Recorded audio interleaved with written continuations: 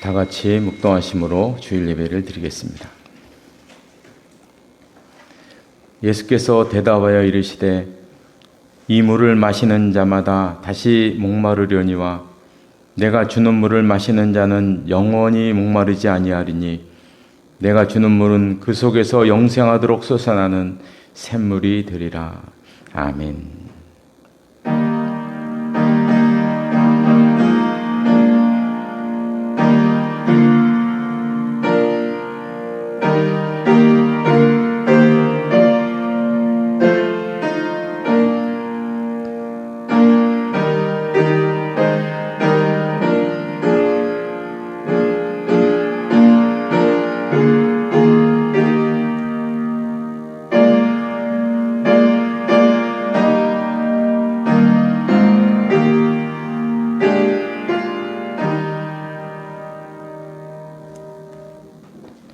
모두 일어나셔서 찬송가 25장 부르시겠습니다.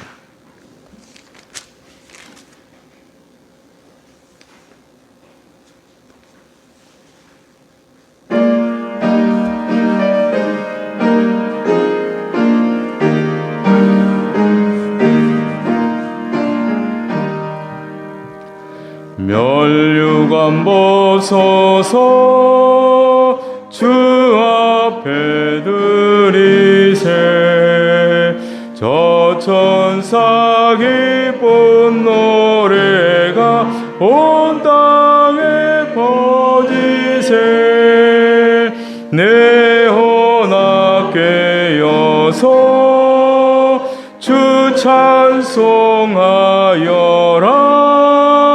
온 백성 죄를 속하신 만왕의 왕일세 멸류관 벗어서 주 앞에 드리세 그 손과 몸의 상처가 영광 중 빛나네 하늘의 천사도 그 영광 보고서 고난의 신비 알고자 늘 음모하도다 멸류관 벗어서 주 앞에 드리세 온 세상 전쟁 그치고 참 평화 오겠네 주 보좌 앞에서 온 백성 엎드려 그 한량없는 영광을 늘 찬송합니다.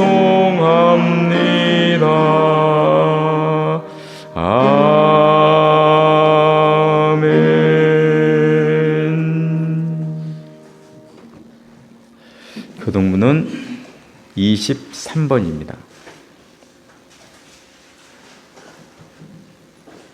교동문 23번 시편 43편 말씀입니다. 하나님이여 나를 판단하시되 경건하지 아니한 나라에 대하여 내 송사를 변호하시며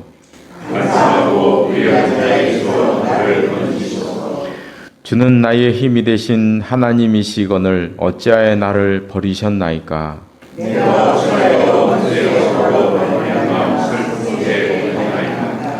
주의 빛과 주의 진리를 보내시어 나를 인도하시고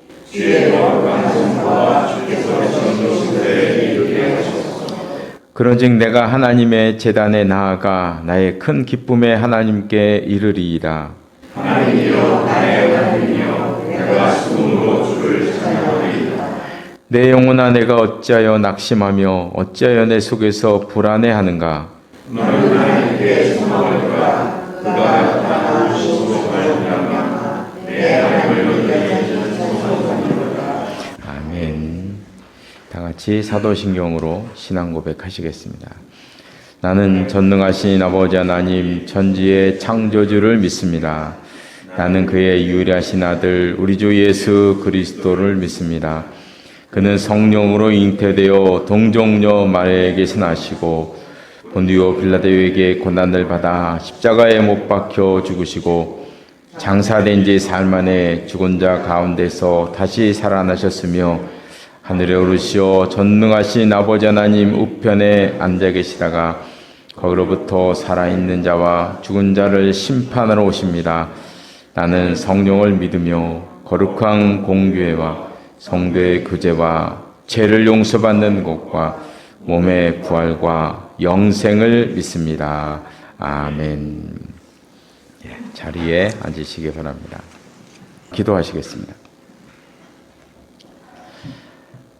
오늘도 살아계셔서 우리와 함께 하시는 하나님 아버지, 한 주간도 날개 아래 저희들을 품어주셨다가 오늘 저희들을 불러주셔서 함께 예배드릴 수 있도록 인도하시니 감사를 드립니다. 이 시간 저희들 가운데 임재하셔서 하나님의 은혜를 누리는 귀한 시간이 되게 하여 주시옵소서. 2024년도가 시작된 지 벌써 반년이 지났습니다.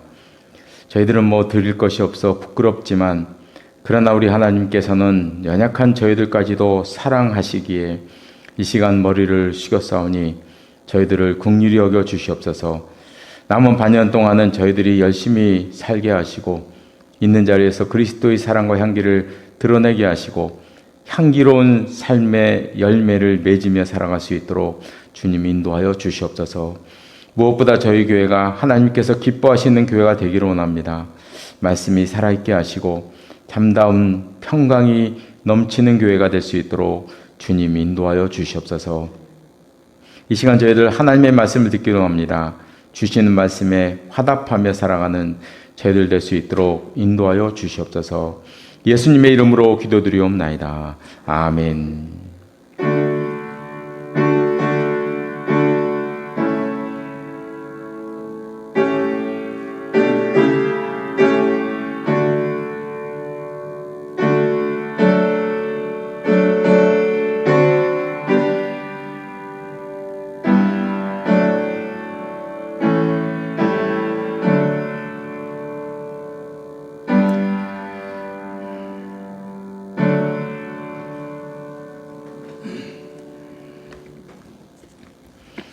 이 시간 주시는 하나님의 말씀은 신약성경 히브리서 8장 말씀입니다.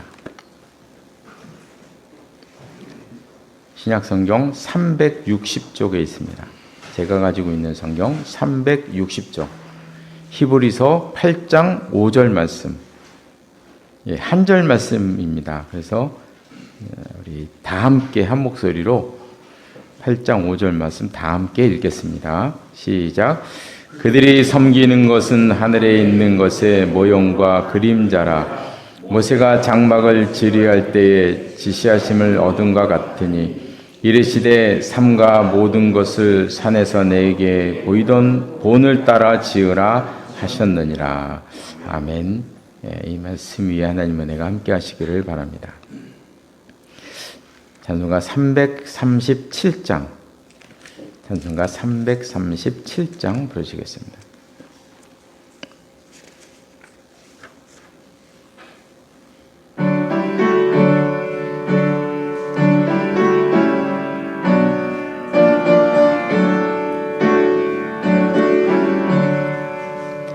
내 모든 시험 무거운 짐을 주 예수 앞에 아뢰이며 근심에 쌓인 날 돌아보사 내 근심 모두 맡으시네. 무거운 짐을 나홀로 지고 견디다 못해 쓰러질 때 불쌍히 여겨 구원해 주리. 은혜의 주님 오직 예수. 내 모든 괴로움 닥치는 환난 주 예수 앞에 아뢰이며 주께서 친히 날 구해주사 넓으신 사랑 베푸시네.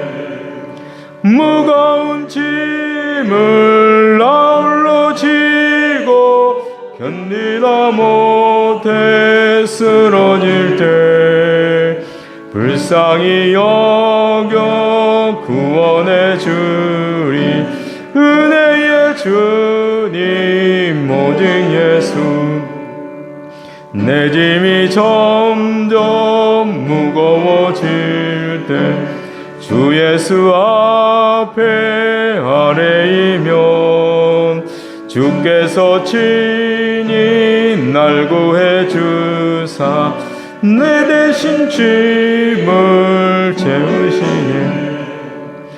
무거운 짐을 나 홀로 지고 견디다 못해 쓰러질 때 불쌍히 여겨 구원해 주리.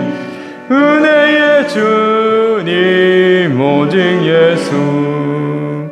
마음의 시험 무거운 죄를 주 예수 앞에 아뢰이면 예수는 나의 능력이 되사 세상을 이길 힘 주시네. 무거운 짐을 나 홀로 지고 견디다 못해 쓰러질 때 불쌍히 여겨 구원해 주리.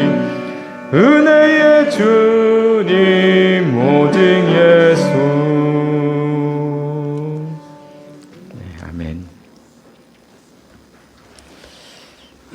예, 오늘은 성경 공부 시간인데요. 기독교 교리 성서론 두 번째 시간입니다.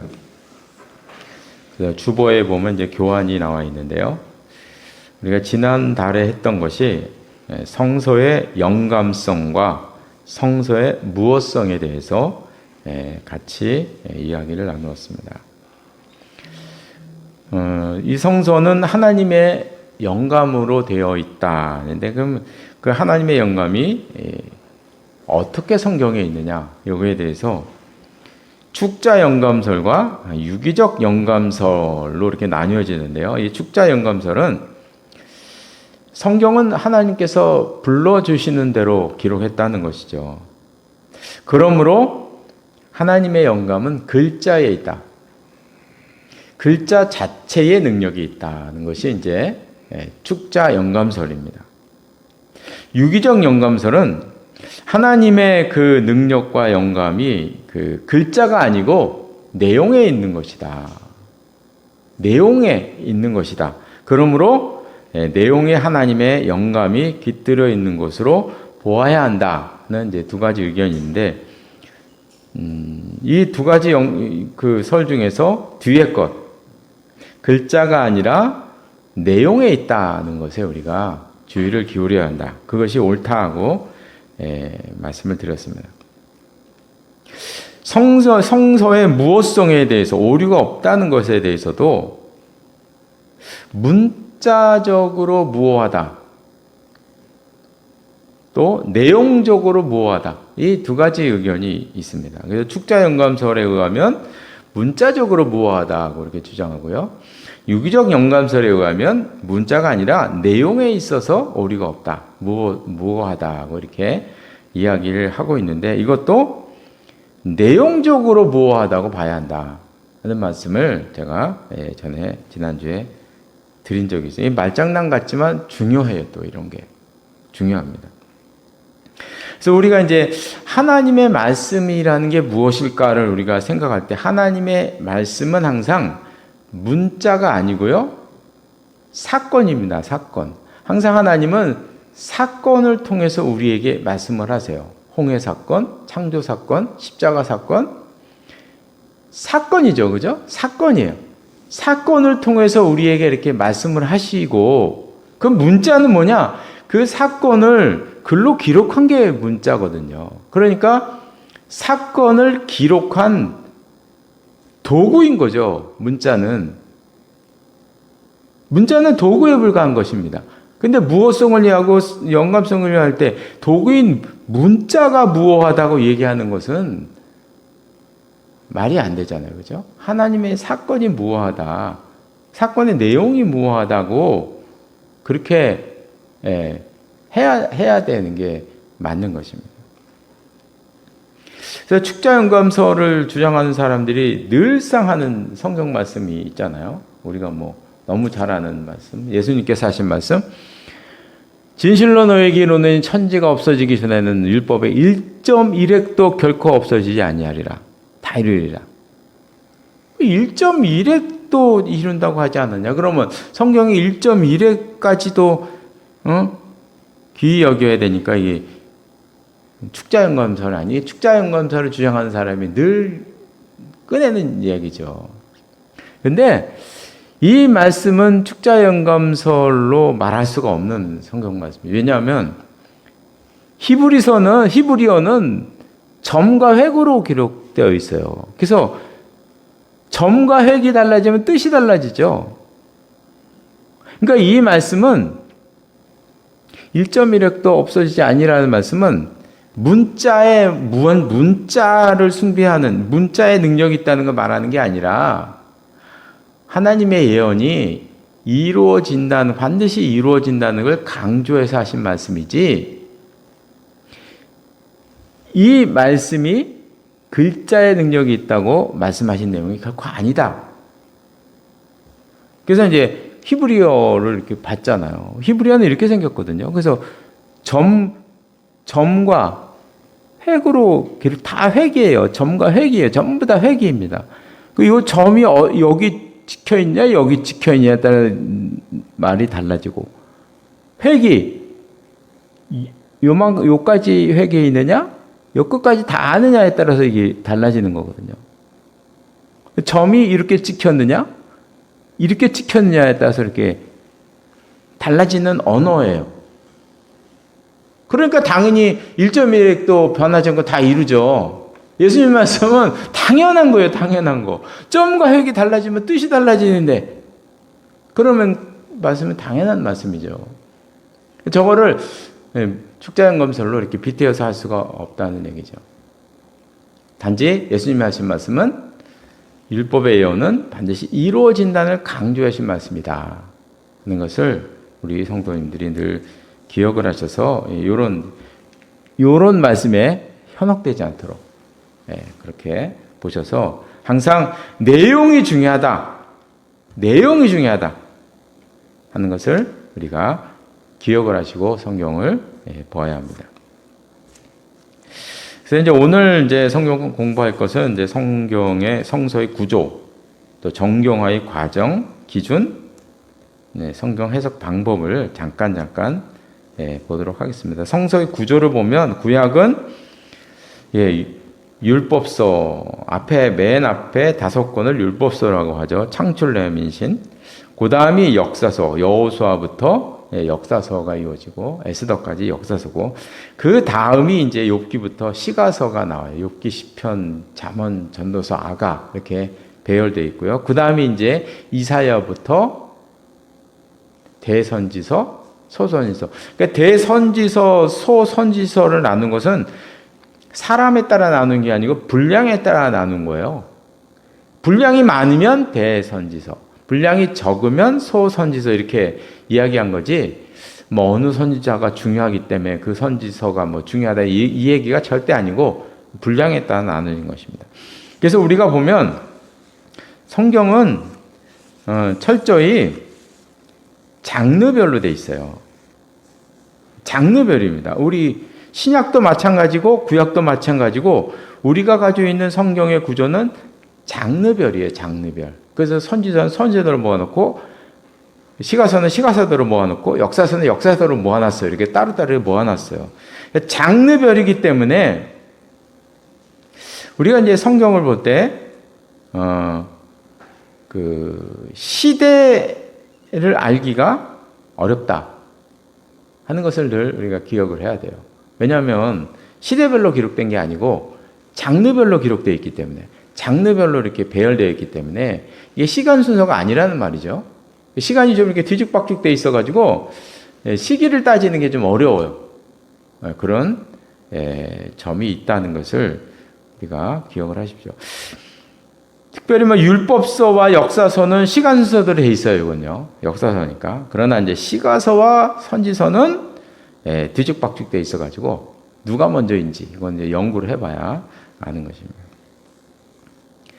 신약도 마찬가지인데요. 이제 복음서와 역사서와 바울서신, 공동서신, 예언서 이렇게 장르별로 돼 있어서 바울서신, 공동서신 볼 때에도 복음서도 이게 마태복음이 제일 먼저 기록된 게 아니죠. 마가복음이 제일 먼저 기록됐죠. 순서가 아니에요. 순서대로 된 게 아니고 그냥 장르별로 돼 있는데 그 장르별로 이것을 이제 옛날 성경을 정경화시키는 작업에 있어서 마태복음이 제일 앞서는 게 낫겠다 해서 마태복음을 앞세운 거지 제일 먼저 기록됐기 때문에 그런 것이 아니다 하는 것을 늘 염두에 두고 성경을 보실 필요가 있습니다. 이 바울서신 가운데 제일 항상 문제가 되는 게 오늘 우리가 성경 읽었던 히브리서입니다. 히브리서. 그래서 전에는 히브리서가 이 바울서신에 속해 있었는데 근데 성경학자가 아무리 성경을 연구해도 히브리서의 문체가 바울서신의 문체와는 너무나 다르다는 거죠. 한 사람이 어떻게 이렇게 다른 문자를 쓸 수 있느냐. 그래서 이건 바울이 아니고 다른 사람이 썼다고 봐야 맞다. 그게 합리적인 것이다. 이렇게 해서 요즘은 히브리서가 이제 바울서신에 안 들어갑니다. 안 들어가고 이제 공동서신으로 이렇게 들어간다 하는 것을 우리가 히브리서를 보면서 이렇게 염두에 두어야 합니다. 그렇게 되어 있고요.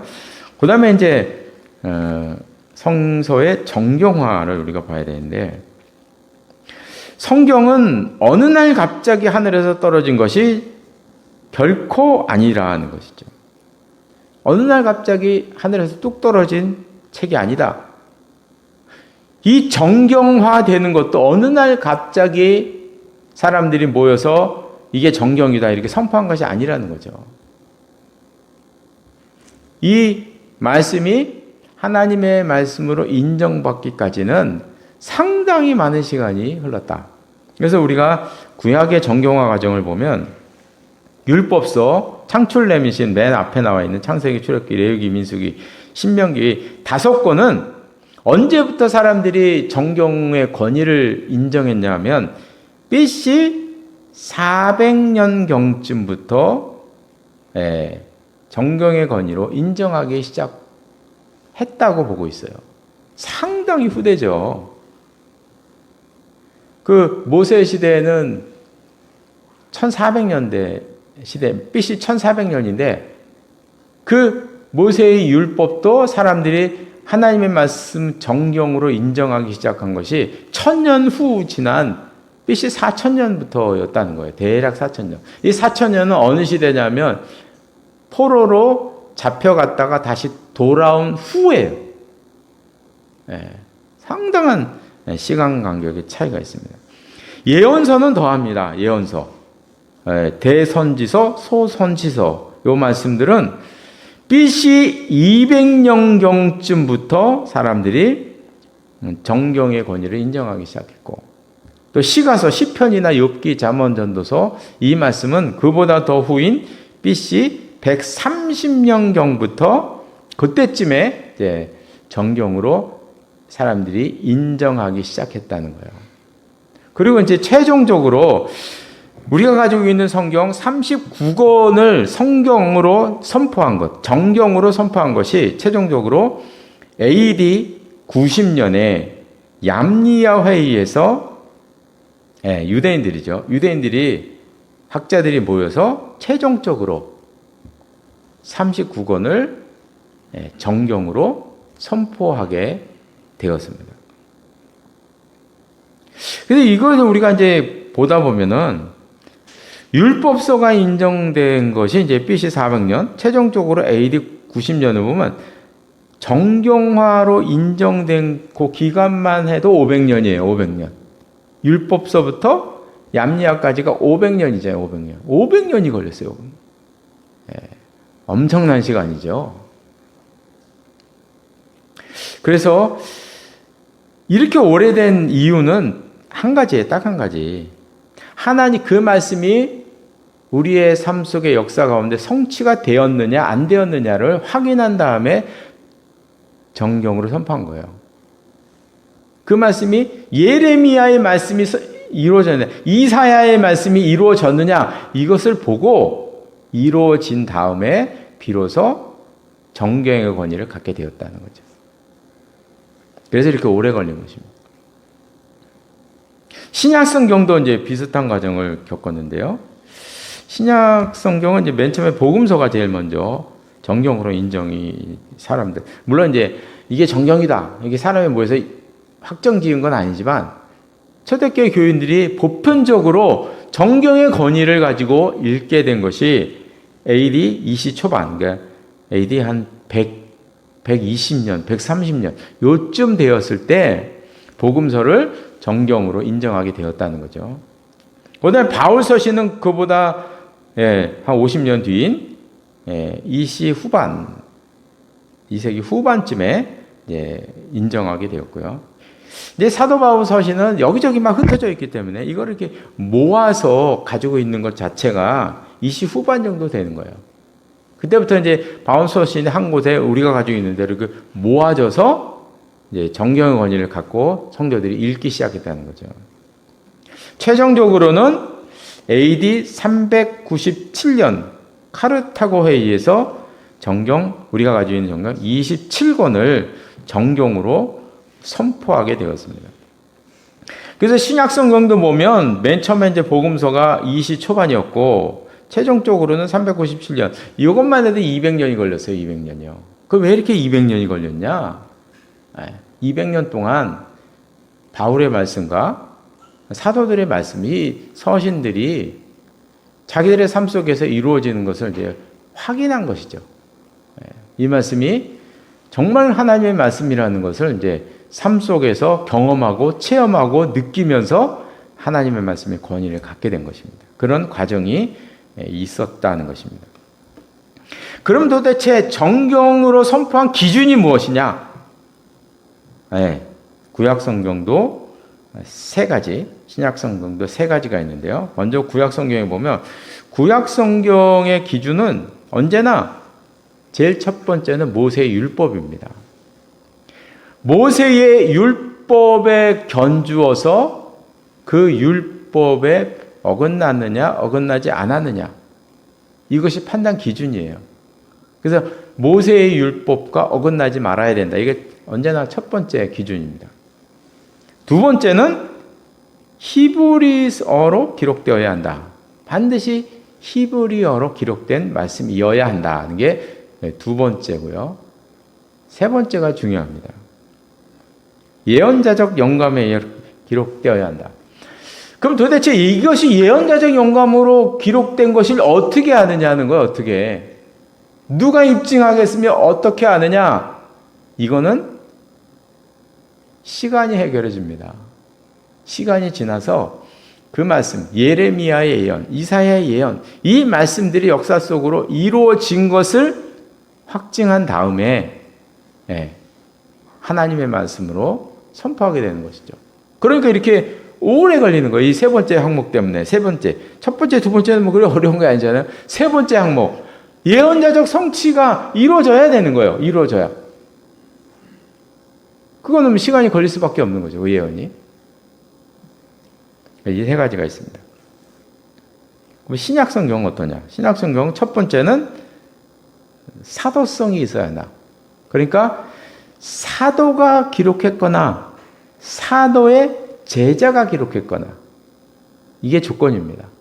사도가 기록했거나 사도의 제자가 기록했거나. 그래서 이제 보면은 마가복음과 누가복음과 사도행전 제자들이 기록한 거죠. 사도가 아닙니다. 사도가 아니에요. 제자들이죠, 제자들. 그 제자들에 의해 기록된 서신도 이렇게 있습니다. 거기까지 사도성이 있어야 한다는 것을 분명히 하고 있고요. 두 번째는 보편성이 있어야 됩니다. 이 얘기는 아시아의 교회든 유럽의 교회든 모든 교회들이 어느 지역의 교회이든 어느 세대의 성도이든 다 보편적으로 그 말씀의 권위를 인정해야 한다는 거예요. 어느 한 지역에서 유독이 한 말씀을 중요시 여긴다. 다른 지역에서는 별로다. 그럼 그건 말씀의 효력이 없는 거예요. 보편성이 있어야 된다 하는 것을 하고, 세 번째가 또 중요합니다. 하나님의 영감이 있어야 한다. 그럼 도대체 하나님의 영감이 있는 걸 어떻게 하느냐? 어떻게 합니까? 그렇죠?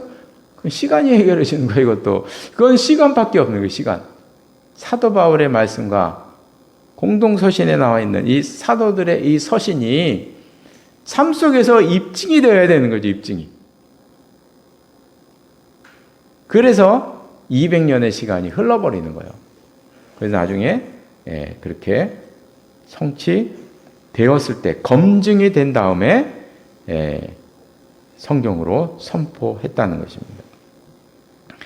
그래서 참 사람들은 늘 어느 날 갑자기를 좋아하지 않습니까? 그렇죠? 어느 날 갑자기 기도원에 가서 3박 4일 기도했더니 엄청난 은혜를 받고 와서 엄청난 말씀을 쏟아내면 사람들이 막 따라다니고 이러잖아요. 그건 하나님의 말씀이라 볼 수 없는 것입니다. 입증해야 됐잖아요. 입증이. 말씀의 권위를 가질 수가 없는 거예요. 그거는. 요즘도 보면 저희 이제 교회다 보니까 교회에 편지가 많이 와요. 편지가. 물론 제일 많이 오는 건 신천지고, 신천지는 편지를 그냥 뭐 일주일에 한 번씩 쓰나 봐요. 일주일에 한 번씩 매달 갖다 놔요. 그래서 이제 편지가 와요. 신천지 편지. 참 끈질깁니다. 끈질겨요. 이제 계속 이제 버리는데요. 가끔 가다가요, 한 달에 한 번씩은요, 개인 서신이 옵니다. 개인 서신이. 지난주에도 하나 왔는데, 서울 구로동에서 어느 성도가, 아무개 성도가, 그러면서 이제, 봐요. 이제 혹시 이게 어려운 사정이 있어서 썼나, 그러고 보면은 그거 아니고, 자기가 계시를 받았다는 거예요. 계시. 자기 계시를 받았다는. 뭐 예레미야가 어쩌고 저쩌고 쓰면서 그냥 얼마나 빡빡하게 썼는지 앞뒤로 그냥 A4 용지 앞뒤로 그냥 꽉 썼어요. 이게 종말의 그 예언의, 자기가 받은 예언의 말씀이라는 거예요. 막 그냥 이게 써요. 답답하죠, 그죠? 답답합니다. 그래서 하여간 정경에도 분명한 기준이 있었다는 것을 우리가 기억해야 돼요. 그 다음에 이제 정경 말고 외경이라는 게 또 있죠. 그래서 외경이라는 게 있는데, 그게 뭐냐면 우리가 시대적으로 보면 그 포로 귀환 시대가 지나고 요까지가 이제 구약 성경이 요까지만 이렇게 기록되어 있잖아요. 말라기 요까지인데, 말라기부터 예수님이 오시기까지 요 중간 시대, 암흑 시대라고 그러죠, 보통. 예언자가 끊겼다 그래서 암흑 시대인데 중간 시대가 있다는 말이죠. 그런데 이 중간 시대에 무슨 일이 있었냐면, 알렉산더 대왕이 전 세계를 지배하는 사건이 이 가운데 여기에 있었다는, 여기에. 그래서 이 중간 시대 중간쯤에 이스라엘도 역시 헬라의 지배를 받게 되는 것입니다. 알렉산더의 지배를 받게 됐죠. 그래서 알렉산더의 모토가 뭐냐면 헬라의 문화를 전 세계에 퍼뜨리는 거잖아요. 그 헬라 문화가 퍼뜨려지는 것이죠. 그러면서 이 중간 시대부터 예수님, 우리 신약 시대, 신약까지 합치면 예수님이 돌아가시고 초대교회 초반기까지 요 한 2, 3만 년 기간 동안에 엄청나게 많은 책들이 쏟아져 나왔어요. 엄청나게 많은 책들이 쏟아져 나왔습니다. 그 많은 책 가운데서 딱 한 15권 정도만을 가지고 외경이라고 얘기를 해요. 왜냐하면 그 많은 책 가운데 그래도 정경보다는 권위는 못하지만 그래도 좀 읽을만하다 하는 게 외경이에요. 그래서 우리가 이제 외경, 토비트, 유딧, 요거에 대해 외경으로 한 15권 정도를 따로 분리해 놨어요. 요거는 그래도 권위가 조금 있다. 정경보다는 못하지만. 이렇게 된 게 있고, 또한 위경이라는 게 있는데 이거는 위자가 거진 위자잖아요. 그죠? 위선, 할 때 위자거든요. 그러니까 이게 말도 안 되는 얘기들만 있는 책들을 위경으로 따로 분리를 해서 외경과 위경 이렇게 분리를 하죠. 그래서 이 외경 가운데 천주교는 15 가운데 12권을 정경으로 인정을 합니다. 그래서 그들의 성경은 우리의 성경과 다르죠. 천주교는 우리보다 12권이 더 많습니다. 외경의 12권을 인정하니까. 네. 그러나 이제 얌니아 회의의 기준이, 두 번째 기준이 히브리어로 기록되어야만 한다는 거잖아요. 근데 이거 다 헬라어로 기록된 거예요. 다 헬라 시대, 헬라어로 기록된 거거든요. 그러니까 정경에 들어가지 못하는 거죠. 내용도 이상하고, 이상한 사상이 많이 섞였고 하니까 헬라 사상이 많이 섞여 들어왔거든요. 헬라어로. 그게 이제 배경한 거예요. 그럼 이제 우리 개신교, 종교 개혁자들은 어떤 선택을 했느냐? 종교 개혁자들은 옛날 AD 90년대에 얌니아 회의에서 39권을 인정한 그 전통을 인정한 것입니다. 그래서 외경을 히브리어로 기록되지 않았기 때문에 배격을 했어요. 그래서 외경은 성경에 없는 것이죠. 그 보면은 외경이 이상한 게 많아요. 이상한 게 하여간 이상한 것들이 다 외경에서 나와요. 그래서 종교개혁자들은 이상한 것들이 다 외경에서 나오니까 외경을 배격하게 되는 거죠. 그래서 우리는 지금 외경이 없는 그런 성경을 가지고 있게 된 것입니다. 그것은 얌니아 회의의 전통을 우리가 인정을 했다는 거예요. 그 전통대로 우리가 계승을 했다고 이렇게 보시면 됩니다. 그러면 이제 우리가 이제 성경 해석 방법에 들어가서 간단히 이제 보면, 이건 예전에 한번 제가 얘기했기 때문에 간단하게 말씀드리면, 우리 예수님께서는 율법을 완성하기 위해 오셨습니다. 그래서 구약의 율법의 완성은 예수 그리스도에게서 이루어졌어요. 그래서 언제나 하나님의 말씀의 중심에는 예수 그리스도가 계시는 거예요. 왜냐하면 예수님에게서 완성되었기 때문에. 그럼 구체적으로 하나님의 말씀이 예수님에게서 완성되었다는데 구체적으로 그게 뭐냐? 우리가 그것을 한마디로 딱 얘기하면 예수 그리스도의 십자가와 부활의 사건. 근데 이제 아까 하나님의 말씀은 사건이라고 했잖아요. 하나님의 말씀의 사건의 항상 완성은 예수님의 십자가와 부활이라는 사건입니다. 거기에서 완성이 된 거예요. 그래서 성경의 중심은 언제나 예수 그리스도인데, 예수 그리스도의 십자가와 부활 속에 들어있는 예수님의 정신과 사상, 그것이 언제나 하나님의 말씀의 그 근거가 되는 것입니다. 예수님의 정신과 사상, 이것입니다. 그래서 우리가 성경 말씀을 볼 때는, 해석을 할 때는 항상 구약의 모든 율법의 말씀을 완성한 예수 그리스도의 십자가와 부활의 사건을 중심으로 우리는 성경 말씀을 재해석해야 한다 하는 것을 늘 염두에 두셔야 돼요. 그래서 전에 이 프리즘을 갖고 예를 들었잖아요. 그냥 아무것도 없는 그 빛을 프리즘에 통과하면 빨주노초 파남보라는 자기 색깔이 나오는 거거든요. 성경도 마찬가지예요. 성경이라는 글자만 보면 안 되고, 이 성경이라는 이 말씀을 예수 그리스도라는 프리즘, 구체적으로 하면 예수 그리스도의 십자가와 부활의 사건, 그 정신을 프리즘으로 삼아서 다시 재해석을 해야 말씀이 제대로 해석이 된다는 것이에요. 반드시 우리가 기억을 해요. 그래서 성경을 볼 때는 항상 글자를 보면 안 되고요. 글자를 보면 안 되고 예수 그리스도의 정신으로 재해석해야 한다 하는 것을 반드시 우리가 기억을 해야 합니다. 이렇게 이제 예수 그리스도 사상으로 재해석을 하다 보면 어떤 현상이 벌어지냐면 구약에 있는 제사법이나 정결법이나 구약의 율법의 규례이나 성막, 절기 이 모든 것들이 다 없어지게 되는 거죠. 걷어지게 되는. 왜냐하면 그 모든 것들이 예수 그리스도에서 완성되었기 때문에 더 이상 구약에 나와 있는 제사나 정결법, 뭐 규례, 성막, 절기, 율법 이런 걸 우리가 구절구절 지킬 필요가 없는 거예요. 왜냐하면 예수 그리스도를 믿으면 되니까. 그 우리가 왜 오늘날 성경에 나와 있는 제사를 드리지 않느냐? 그 이유는 예수 그리스도에게서 완성되었기 때문에 이제 더 이상 드릴 필요가 없는 것이죠. 왜 우리가 구약의 그 주옥 같은 그 율법들을 왜 우리가 지금 안 지키고 살고 있느냐?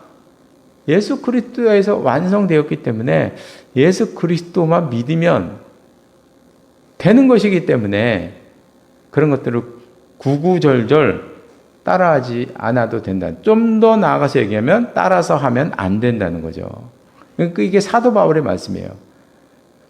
구약의 말씀에서 우리는 이제 벗어나야 한다. 해방되어야 한다는 것이 예수님과 사도 바울의 말씀이거든요. 더 이상 얽매우면 안 된다. 다시 구약 속으로 들어가면 그건 예수 그리스도의 복음을 욕먹이는 것이다. 우리는 다시는 구약의 규례를 지키면 안 돼요. 안 됩니다. 네, 그렇게 말씀하신 이유는 예수 그리스도에게서 완성되었기 때문에 그런 것입니다.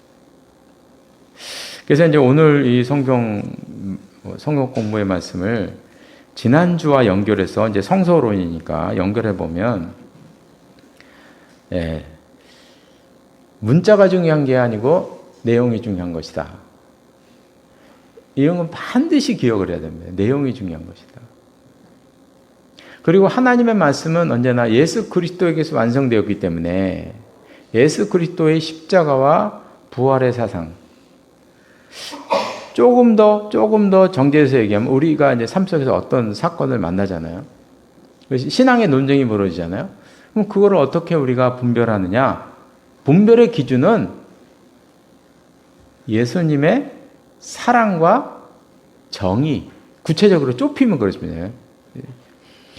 이 사건이 예수님의 사랑의 정신에 입각하면 어떻게 우리가 받아들여야 되냐?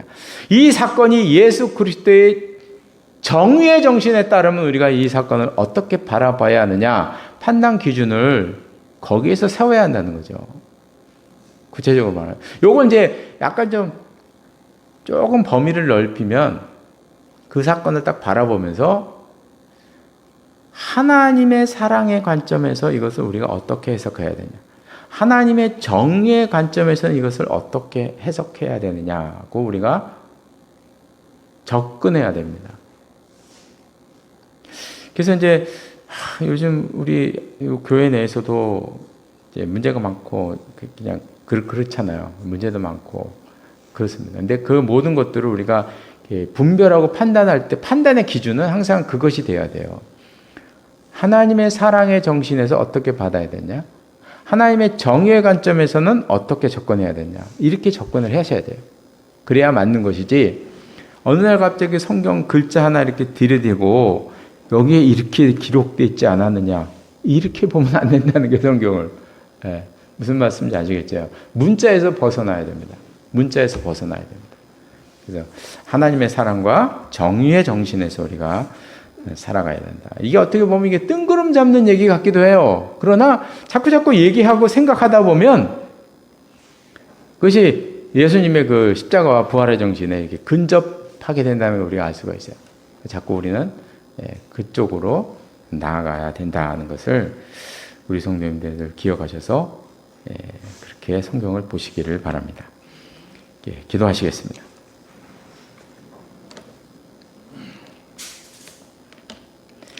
하나님 아버지, 우리가 오늘 하나님께서 우리에게 주신 성경 말씀을 어떻게 보아야 하는가, 그 관점에 대해서 또 다시 한번 생각해 보았습니다. 하나님의 사건은 문자가 중요한 것이 아니고 내용이 중요하다는 그 말씀을 봤고, 하나님의 그 놀라운 모든 말씀이 예수 그리스도의 십자가와 부활의 사건으로 다 종결이 되었고 완성되었다는 그 말씀도 보았습니다. 그래서 우리가 언제나 성경 말씀을 볼 때 예수님의 십자가와 부활의 정신으로 다시 한번 해석할 수 있게 하시고, 우리의 삶 속에서 다가오는 그 모든 사건들은 예수 그리스도의 사랑의 관점과 정의의 관점에서 어떻게 받아들여야 되는가, 우리가 그 예수님의 사상과 정신에 입각하여 살아가는 저희들 되게 하시고, 판단하는 저희들 되게 하시고, 분별하며 살아가는 저희들 될 수 있도록 주님 인도하여 주시옵소서. 이 모든 말씀 예수님의 이름으로 기도드리옵나이다. 아멘. 모두 일어나셔서 찬송가 508장 부르시겠습니다.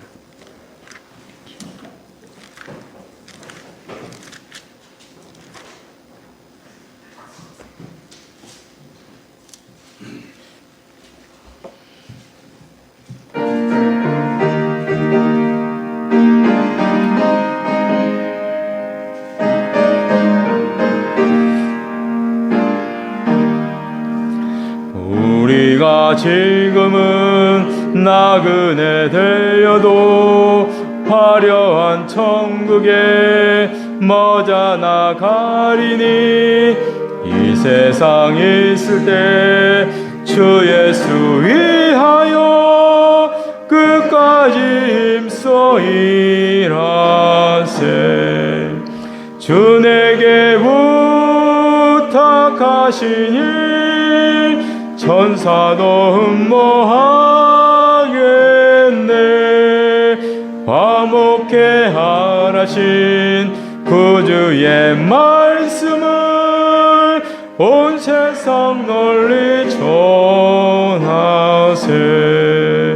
주 예수 말씀이 온 세상 만민을 흉악한 죄에서 떠나라 하시니, 이 말씀 듣고서 새 생명 얻으라. 이 기쁜 소식 전하세. 주 내게 부탁하시니 천사도 흠모하겠네. 화목해 하라신 구주의 말씀을 온 세상 널리 전하세. 영생의 복락과 천국에 갈 길을 만 백성 알도록 나가서 전하세. 주 예수 말씀이 이 복음 전하라. 우리에게 부탁하셨네. 주 내게 부탁하시니 천사도 흠모하겠네. 화목해 하라신 구주의 말씀을 온 세상 널리 전하세.